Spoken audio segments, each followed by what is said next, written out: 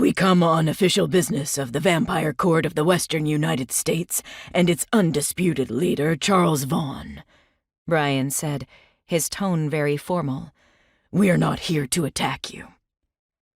I didn't necessarily believe him, but if the vampires intended to attack, they would have come in force, and they wouldn't have just sent human enforcers. I studied each face in turn, committing it to memory and looking in vain for any hint of what they planned to do.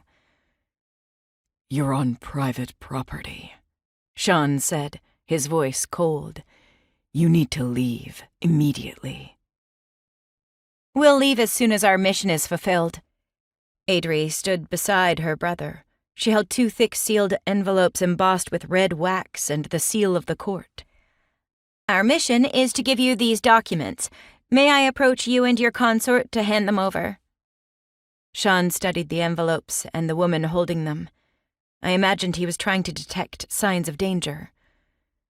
"And if I refuse and remove you from our property by force?" "We've stated we're here only to deliver a message," Brian said. "Violence doesn't seem necessary under the circumstances." Not that long ago, Brian and Adri had worked together with Charles to save my life after I was nearly killed by a werewolf.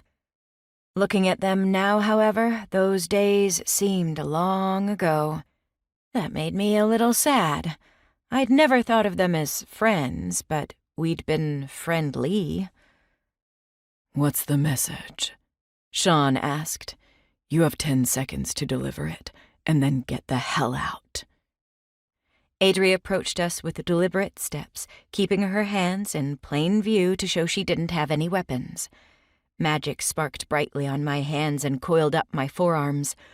The wolves might be delayed by a few seconds while they shifted, but I was ready to attack or defend the moment something didn't look right. Carefully, Adri handed one envelope to Sean and the other to me, gave us a little bow, and retreated, walking backward to watch us until she rejoined Brian and the others. Our names were written on the front of each envelope in elegant handwriting I recognized immediately. My stomach nodded. Charles. A phone camera clicked from the direction of the enforcers as if someone had documented the moment. Sean snarled. "Mr. Macklin, Ms. Worth," Brian said, "you have been served."